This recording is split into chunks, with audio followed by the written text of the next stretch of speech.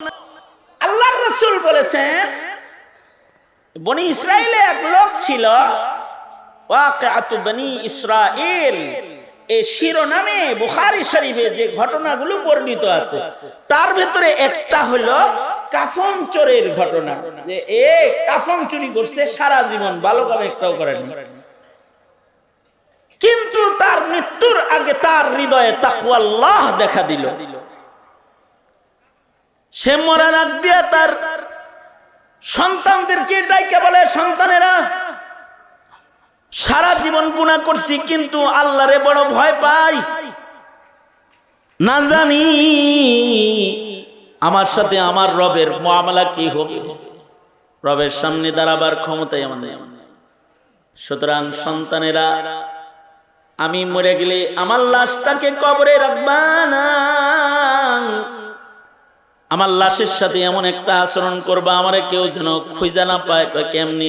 আগুন দিয়ে পোড়ায় আমারে ছাই বানায় ফেলাবা।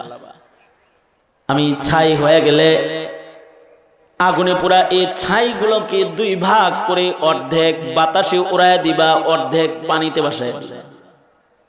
আমি বাতাসের মধ্যে হারিয়ে থাকব, আমি পানির মধ্যে লুকায় থাকব, জাররা জাররা হয়ে লুকায় থাকব। কারণ হলো ইন্নী আখাফুল্লাহ, আমি আমার রবকে ভয় পাই, তার সামনে যাওয়ার ক্ষমতা আমার নাই।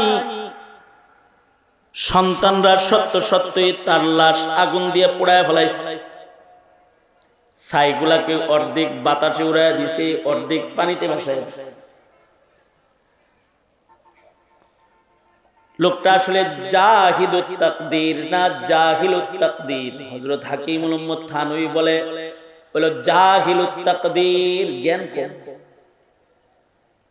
আল্লাহকে ভয় পায় কিন্তু কোন বুদ্ধি দিয়ে যে বাঁচবো এটা খুঁজে পাইতেছে না, তো নিজের আগুন দিয়ে জ্বালায় হারাইছে। জাহিলুত তাকদীর, তার এই জাহালাতকেও মূর্খতাকেও রব মূল্যায়ন করতেছে। কেউ যদি জাহিল হয় তারে আল্লাহ মূল্যায়ন করে, রাসূল মূল্যায়ন করে।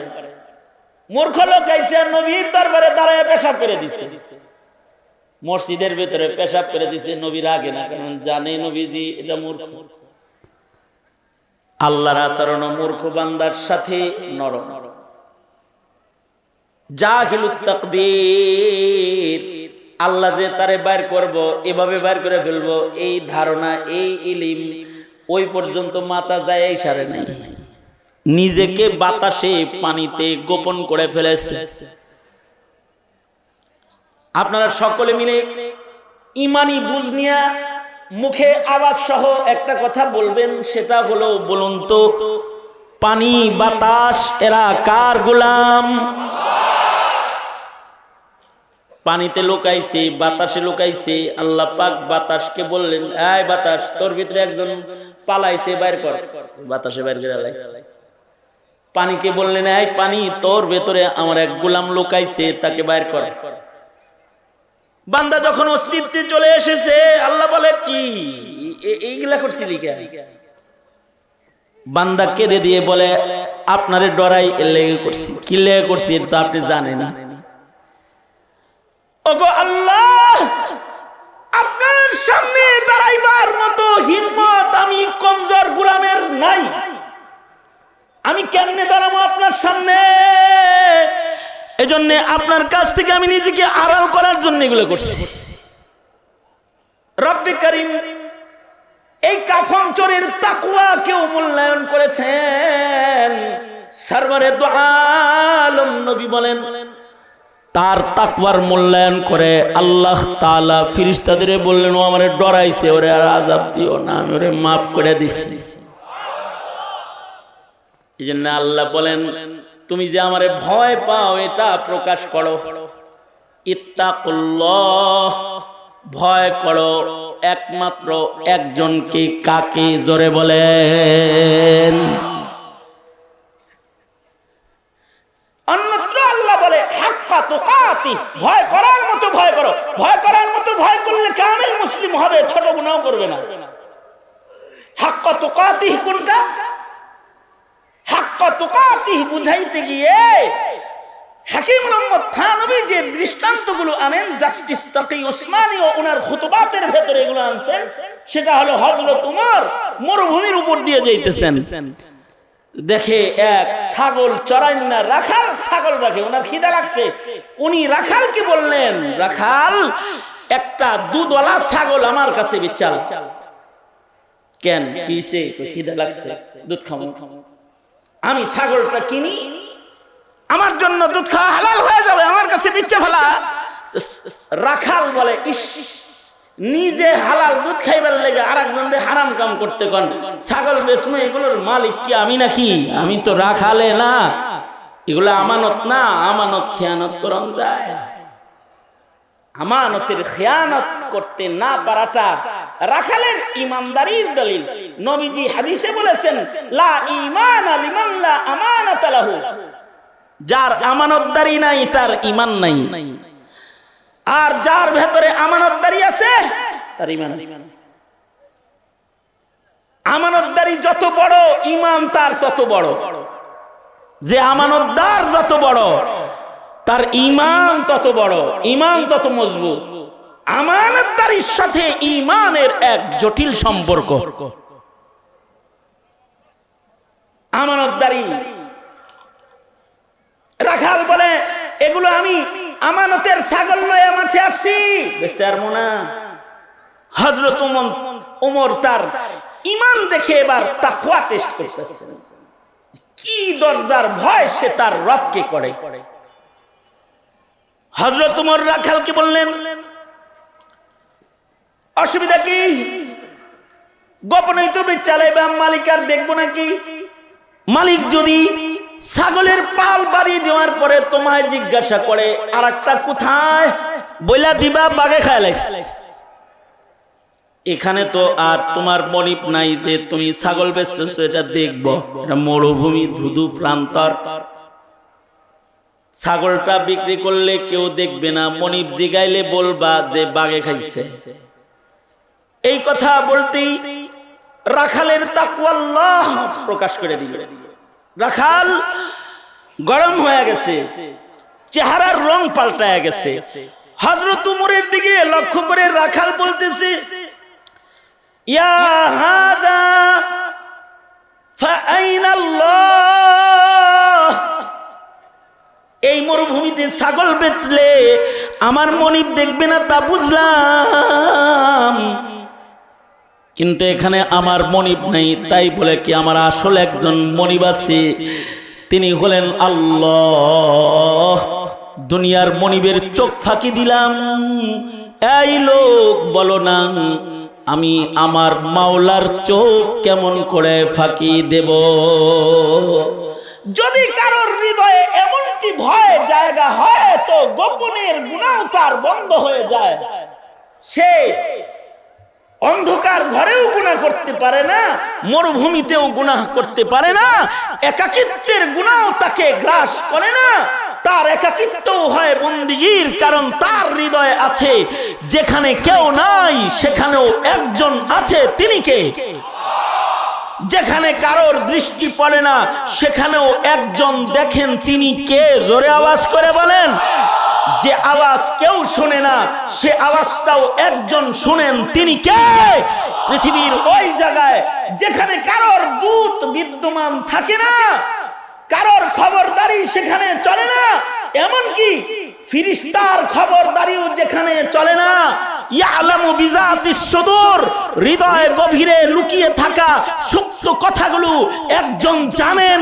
আওয়াজ করে বলুন সকলে, তিনি কে? আল্লাহ।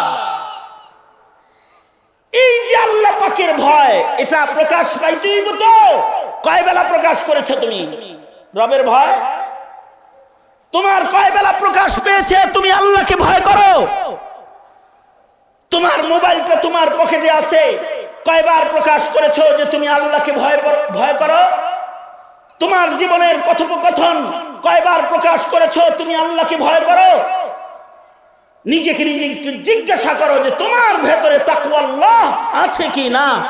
যদি তুমি তাকওয়া আল্লাহ প্রমাণকারী হও আর গুনাহ বর্জনকারী হও, তাহলে তুমি সফল। ওই কথাটাই আল্লাহ পাক বলেন, ইয়া আইয়ুহাল্লাযীনা আমানুত্তাকুল্লাহ ওয়াবতাগু ইলাইহিল ওয়াসিলা। এই আমার ইমানদার বান্দা, তুমি ভয় করবা আমি আল্লাহ, আর তোমার জীবনের ক্ষণে ক্ষণে সেকেন্ডে সেকেন্ডে সব সময় তুমি ওসিলা ঢুনবা কেমনে আমার কাছে আইতে পারবো। আল্লাহর কাছে যাওয়ার মাধ্যম হলো, আল্লাহর কাছাকাছি যাওয়ার মাধ্যম হলো আমলে সালেহ। নবীজি বলেন লা তাহকিরান্না মিনাল মা'রুফি শাইআ, ভালো কাজ নেকির কাজের কোন নেকির কাজকে তোমরা ছোট মনে করবে না।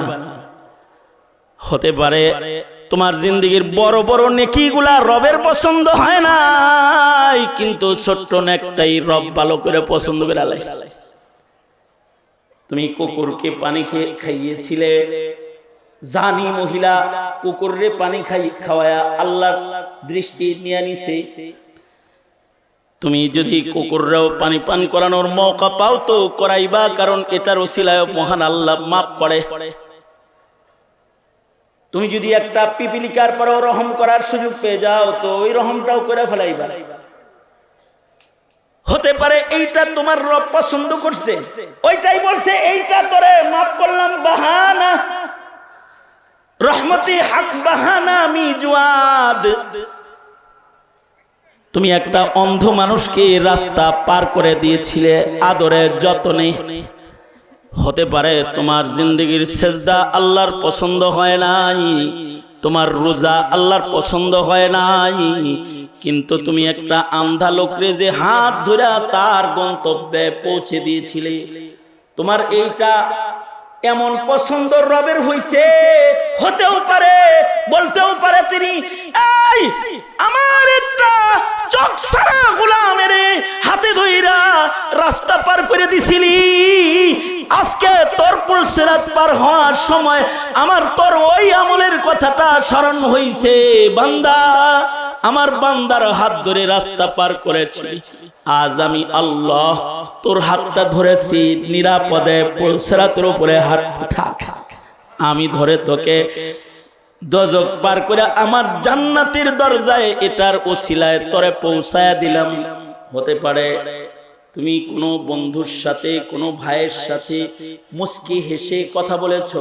আল্লাহর রাসূল বলেন আনতালকা আখাকা বিওয়াজহিন তালিক, এটাও হতে পারে যে তুমি তোমার ভাইয়ের সাথে হাসি মুখে কথা বলছো, এটার কারণে রব্বুল আলামিন তোমাকে ময়দানে মাহশারে হাসি মুখে কথা বলবে, তোমার পরে রহম করবে। তোমার জিন্দেগীর ছোট থেকে ছোট আমলগুলো হতে পারে আল্লাহর জান্নাতে যাওয়া এবং আল্লাহর কাছে পৌঁছার জন্য তোমার প্রশস্ত রাস্তা। তার মানে হলো কোন নেকির কাজ ছাড়বে না তুমি, তুমি কোন গুনাহ ছাড়ো না, নেকি খালি বড় বড়টা ধরে ধরে করো। হ্যাঁ, নেকি ছোটগুলোও করবা। লা তাহকিরান্না মিনাল মা'রুফি শাইআ, মা'রুফ যত কাজ আছে সব কাজ আল্লাহর কাছে যাওয়ার রাস্তা।